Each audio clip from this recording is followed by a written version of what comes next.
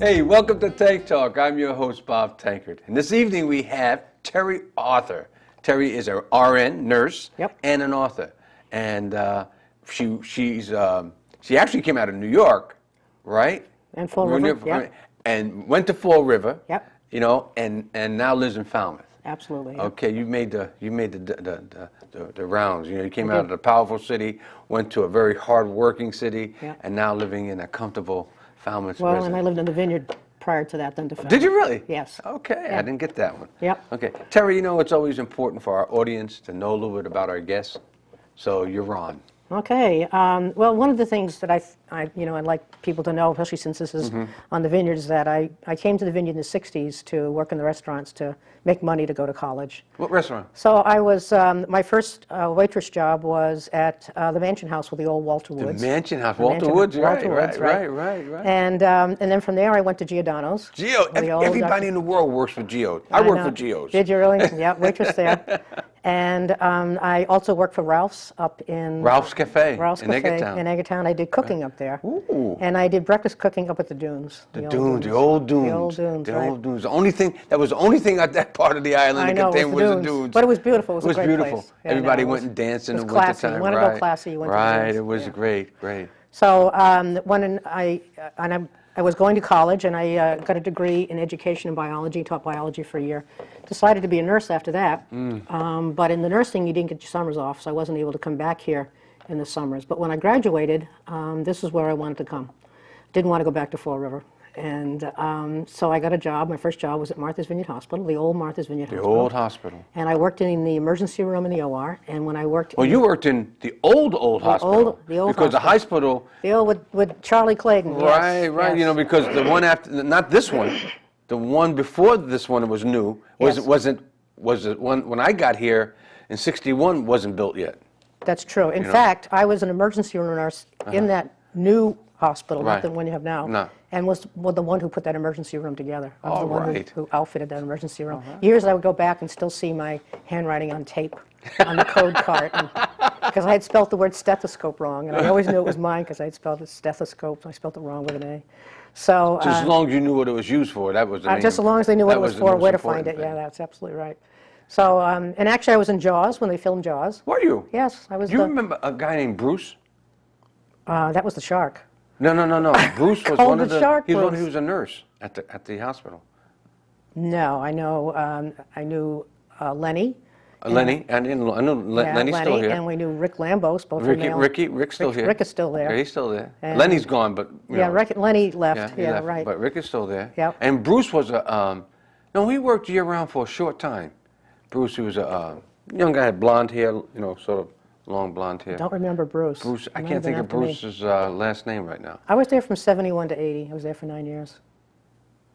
Yeah, Bruce. To 80. Bruce would have been. You would have known Bruce. You'd have known Bruce. But I think he worked. I think he worked the night shift. I don't know what shift you worked. You know, but anyway, you'd have probably known him. You know, we were talking earlier about nurses helping out the military. Probably since the beginning of time. You know, nurses. What made you all of a sudden look at Edith Carville, okay, and say, this is something interesting? Now, other than you both being nurses, you know, first of all, when did you begin to think that you were an author, that you had the interest in writing? Well, I've always had an interest in writing. I've written magazine articles, some for our nurses, but it's all, you know, the boring, you know, nonfiction type of writing. But I would always go home and I would write creatively at home. I would do a shift and then go home and write creatively about that shift, just to myself. So I did a lot of my own journaling. That's your next book. Okay. No, nobody would believe it. I'd have to put it in the nonfiction. That's why nurses don't write.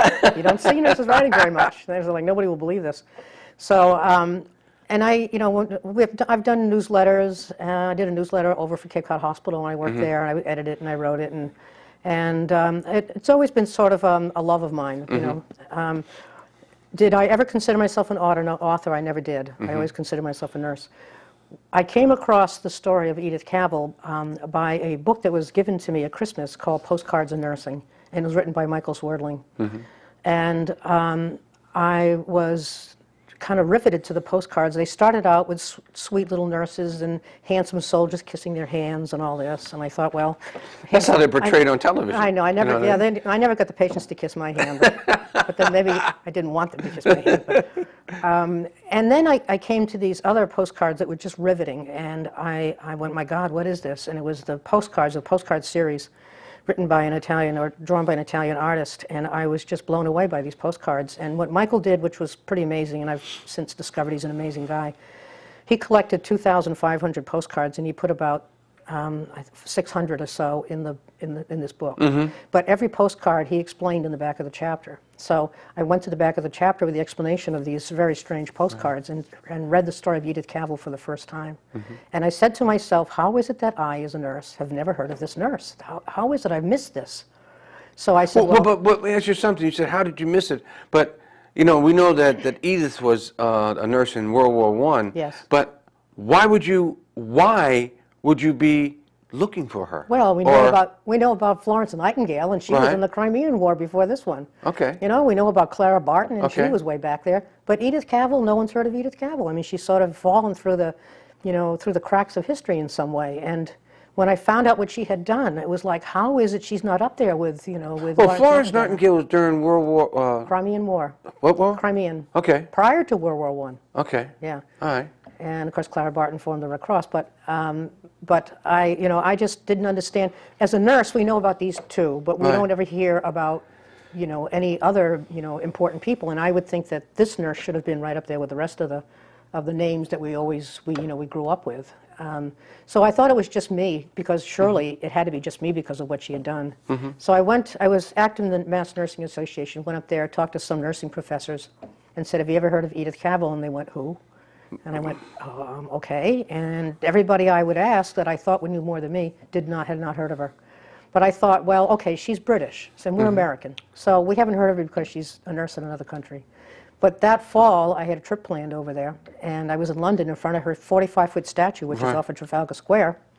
And when I went to get a postcard you're right. I remember going there when we went with the 8th grade from the West Salisbury School, and now I remember that name sounded familiar. Her statue. Her statue. She's right off to the right. She's between St. Martin's and the Portrait Gallery. Exactly. The huge statue. Right. So I went from total anonymity here in the States to, my God, a 40-foot statue in London. So I said, well, I'm going to send a postcard home saying I found her.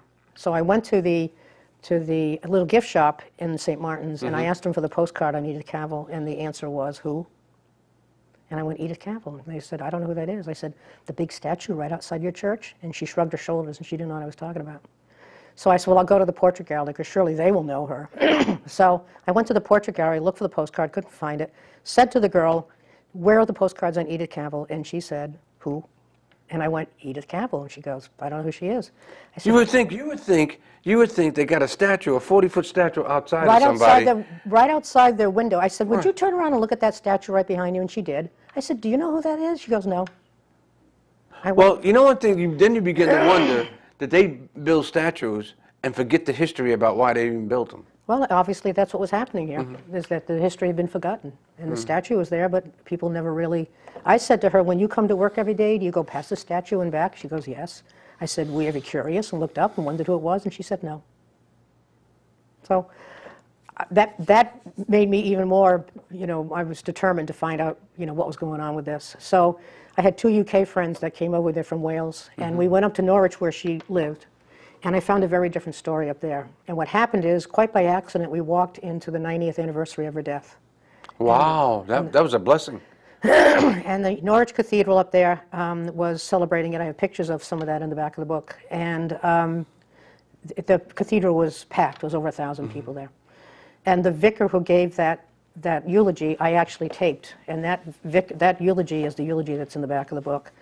And when we were done with that, Now, she was from Northern Wales? She was from northeastern part of England. England, okay. Yeah, my friends were from Wales. Okay. And we went in the back. She's buried all by herself in the back of the church. And they did a little eulogy over her grave. And when we were all done, someone walked up to me and said, I can tell by the way you talk that you're an American, which I had to smile, because don't we do this to the Brits all the time? I can tell you're British. And I said, yes. And they said, well, what's an American doing here honoring a British nurse? And I said, well, I'm a nurse, and I really believe that what she did really symbolizes and exemplifies nursing in all countries. And she put her hand in front of me and said, "Stop." And I went, "Oh my God, what did I just say?" And she said, "Just a minute. Camera." They came over with a camera. She put a microphone in front of my face, and she said, "You're on the BBC News, say it again." Wow. Wow. So I got drawn into this story, just one incident at a time.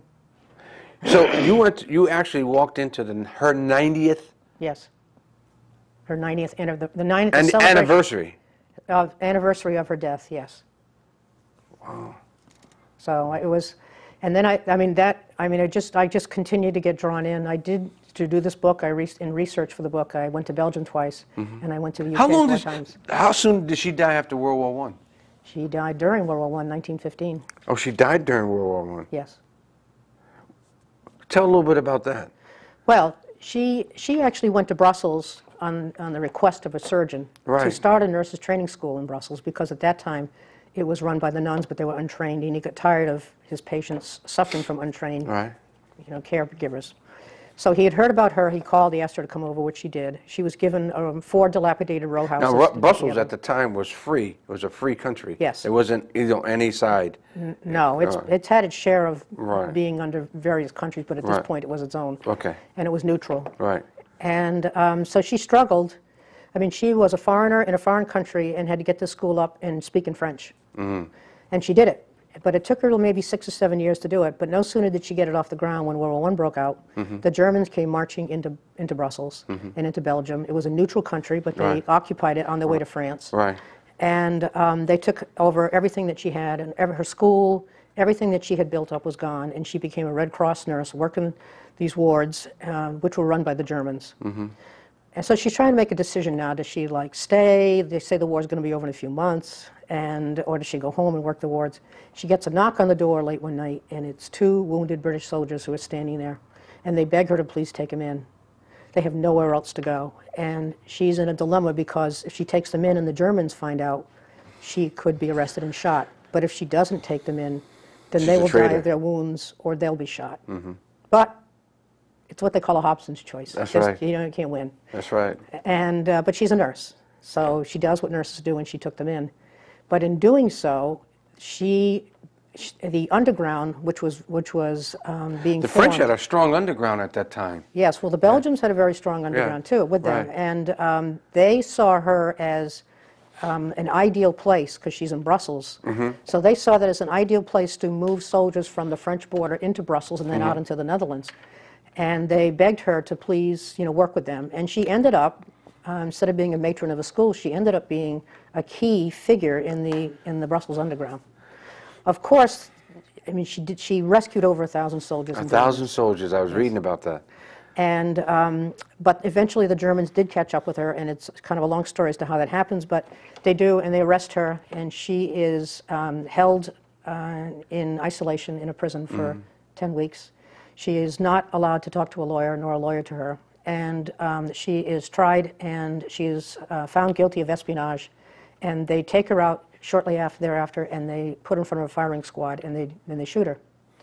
They figured that by doing this, they would cower the spirits of the Brits, because the Brits were losing. I mean, they were outgunned, they were outmanned, they were losing. They did manage to hold them back, but they were losing. And they figured this would be the straw that would break the camel's back. But what happened is the opposite happened. What happened is that it energized them.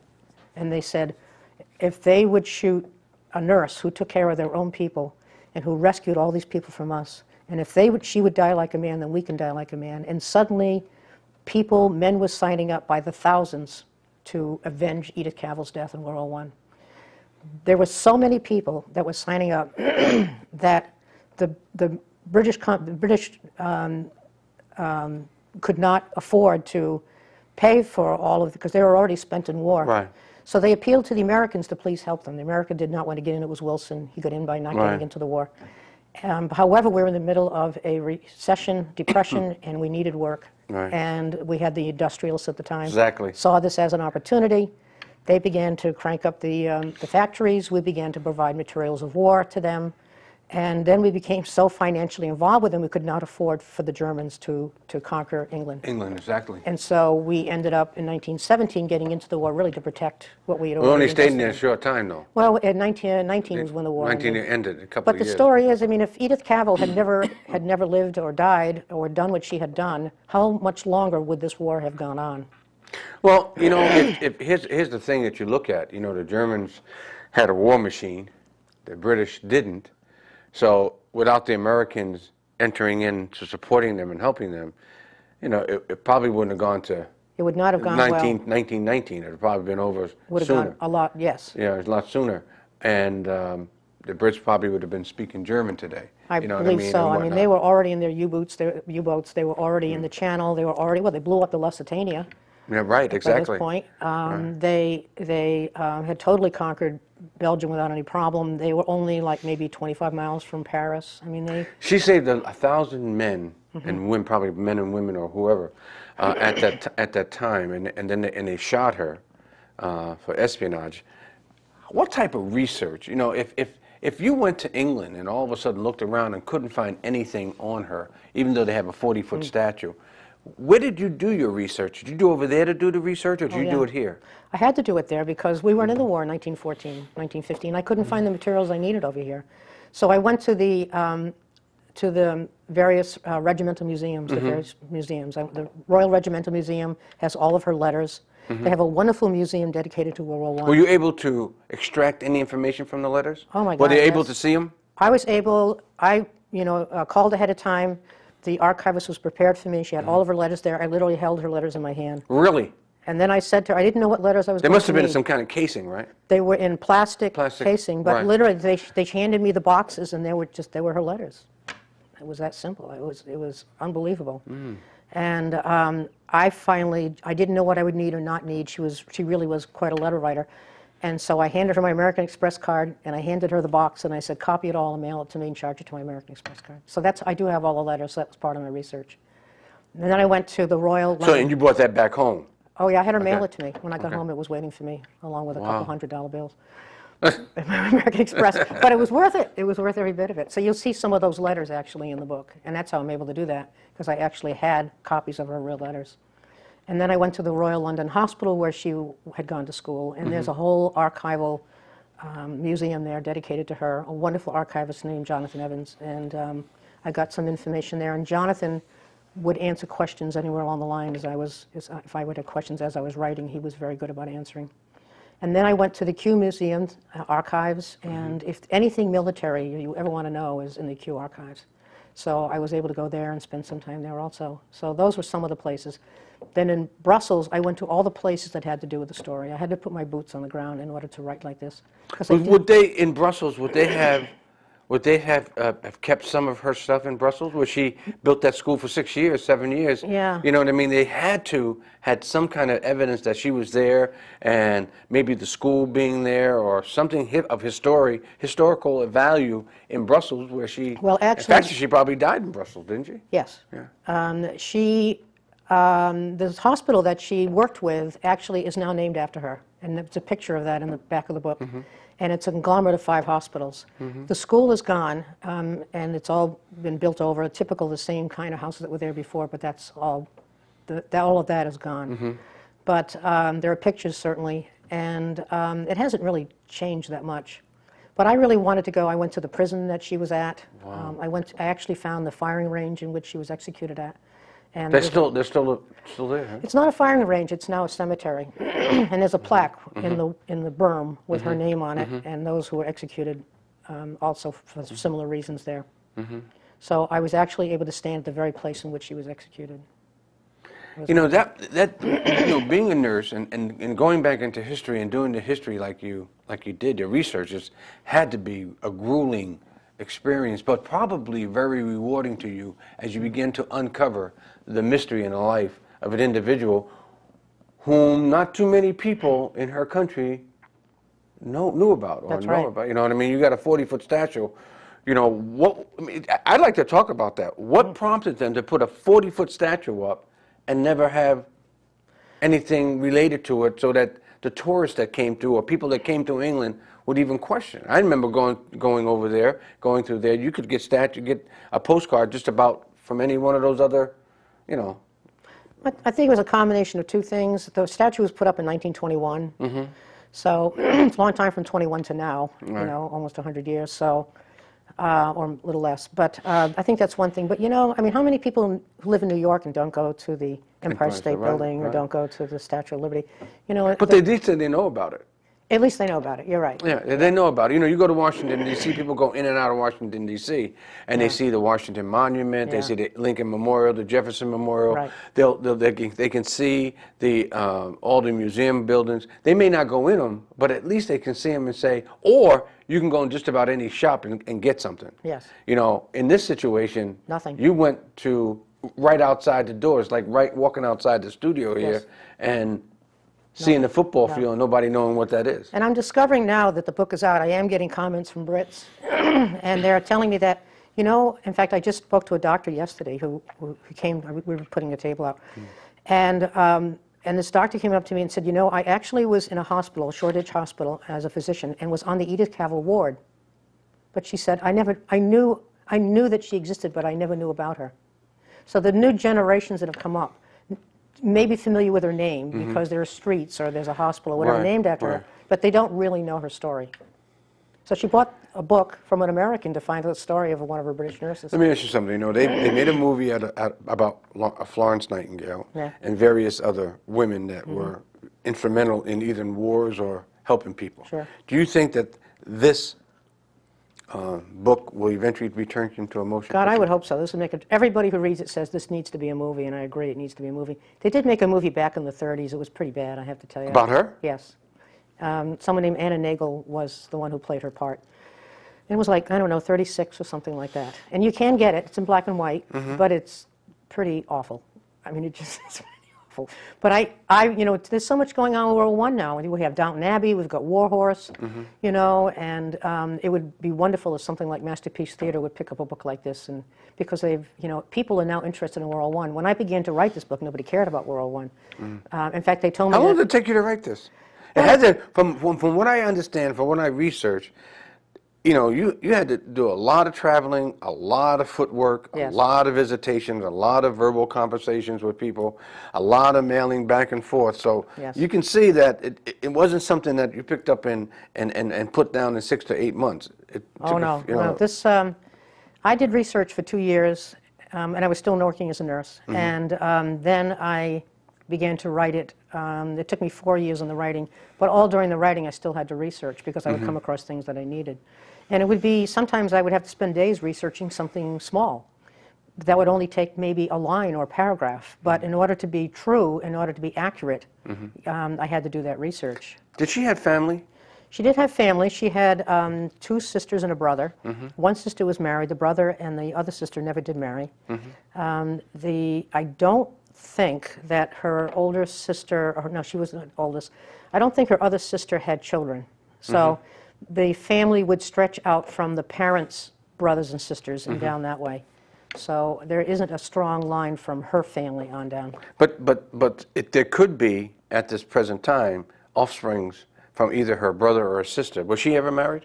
She was never, couldn't be married as a nurse. Back then, that's right, too. No, even in fact, when I first went to nursing school, you couldn't get married. They were just starting to change that. Right. And if you did, you weren't allowed to stay in the dorm with the single women because you wouldn't want to taint them. Right, that's right. And if you got pregnant. My sister's a nurse, and I never even asked her that question, but she never married, so maybe that was a reason. No, in those days it was, you know, it was like a nun. You worked long hours. You worked, you know, on the wards for maybe 12 hours a day, you know, 10, 12-hour shifts. In her day, when she started out, she got $15 a year. Her second year, she got $18 a year. Wow. She had only a half-hour break in that entire period of time. The wards were huge. They had like 60 patients on a ward.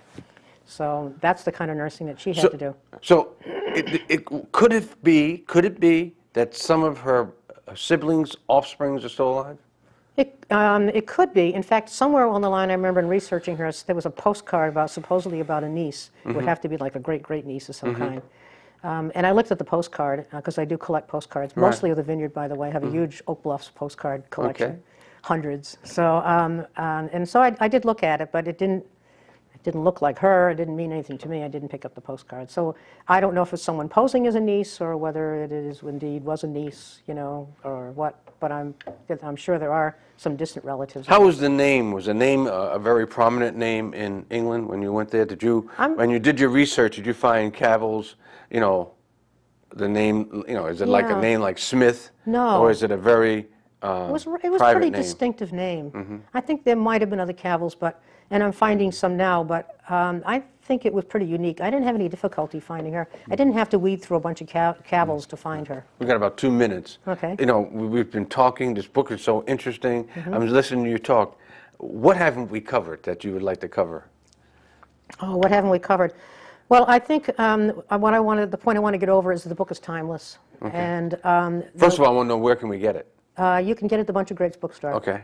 It's $17.95 plus tax. Okay. So yes, it is. Dawn Brash has it over there. At the Okay, Bunch of Greats. and your website? And you can get it off my website. There is a PayPal on the website, but you can get it off of Amazon, Barnes & Noble. You can get it on the Kindle. You can get it on the Nook. You can get it on the iPad. Okay. If you Google the title, it will be like 40 pages will come up. You can buy it in India. You can buy it in Croatia. I don't know how it got there, but you can. You can go to London and buy it in foils. You can. It's gone international. Wow. Wow. But I think that the story is timeless, and I think the lessons learned are timeless. And the interesting thing is that there are other nurses in subsequent wars who did what she did, naming her as their inspiration. So she really died forward. And I think it's a nurse that nurses especially need to be proud of. We have so few examples of people like this, and I'm glad to bring her forward. You know, nurses to me are heroic. You know what I mean? They're always on the front lines. They're always in the trenches with you, and yet they're the least recognized in all the achievements that they have done. Yes. You know, throughout any war, or even the private sector. You know what I mean? They're always striving to better themselves and to better the organization, and the first ones to get laid off and this, that, and the other. Yeah. I think, and like I said, my sister just retired from nursing in July, so I've seen what she has done over the years with her patients and how she cared for them, and did all kinds of things with them and for them. Listen, Terri, this has been great. I really enjoy. I'm going to enjoy reading this book. Yep. Okay, and I wish you well with the book. And you have an open invitation to Tank Talk at any time. Thank you. Appreciate it. Yep. And thanks for coming on the show. I hope the people in the vineyard enjoy it. Okay, and thank you for tuning in to Tank Talk. And until next time, this is your host, Bob Tankard, saying good evening.